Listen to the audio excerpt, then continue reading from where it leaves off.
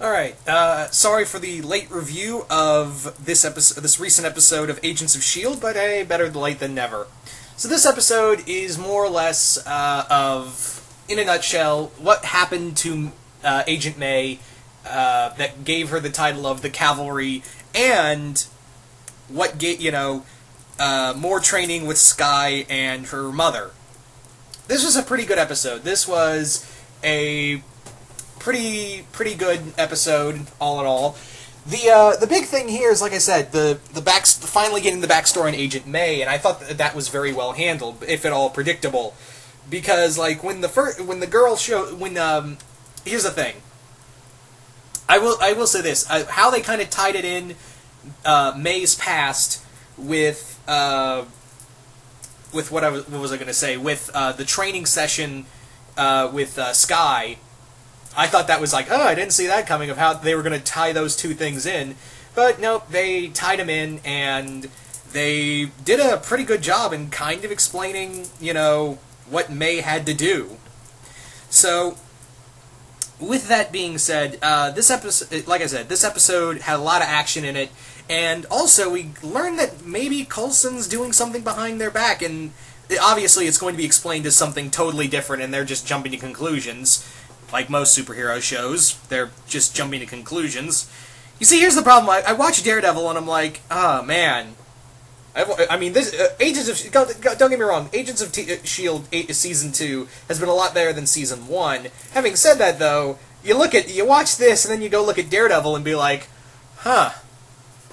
Why can't this be more like Daredevil? I'm sorry, like, Daredevil ruined me on like, how to do, superhero shows. Which also is kind of funny, because they make a reference, Skye makes a reference to the orphanage she grew up, and it's the exact same orphanage that Matt Murdock grew up in. And I was like, huh, you trying to tug at our Daredevil heartstrings, or saying that, maybe we'll see Matt Murdock show up, or Skye show up in Daredevil?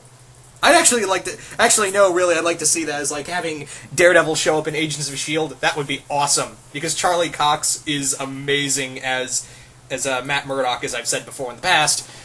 And I'm pretty sure all of you would agree. Anyway. But I do like the training sessions between Skye and her mother. And yeah, she does figure out really quickly that, oh, this is my mom. This is really my mom. I had a feeling she was my mom, but... I didn't want to believe it, because every family I've ever had they've all abandoned me. At one point or another, they've all abandoned me, and I've never really felt like having a family. And yeah, you feel really good for Skye now that she's reconnected with her with her mother, and then having a dinner with her dad, and you're just like, oh, this is so nice. It's so wonderful. It's all gonna come down, isn't it? It's stuff like this. You look, even in regular TV shows, not just superhero TV shows, you look at stuff like this and you're just like, yeah, this ain't gonna last, is it? This is in no way going to last in any time soon. Oh, man, it's just, you know it, I know it, everybody knows it. Either, Skye's going to find out a major secret that's just going to make him turn away everybody, or S.H.I.E.L.D. is going to end up in this little, camp for the Inhumans, and all hell's going to break loose, and some people are going to get killed. Not Skye's mom. Well, they even say that Skye's mom, she's immortal, and I thought we all died, but nope, Cal put her back together. For all Frankenstein style. It's kind of creepy. But yeah, this... what was I saying?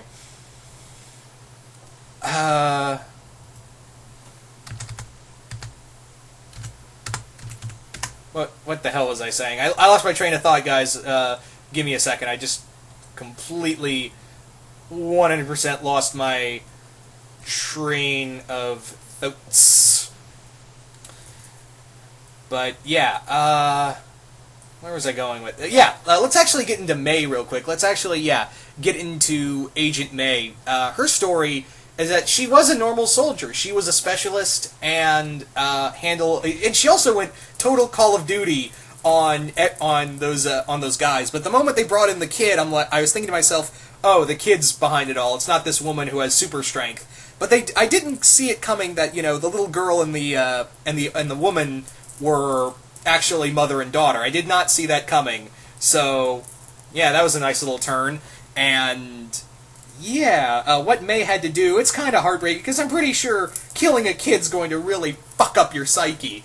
So, now it kind of makes a lot of sense. And she also knew she had a chance to help him, but she had the chance to help this kid, but she completely failed on that level.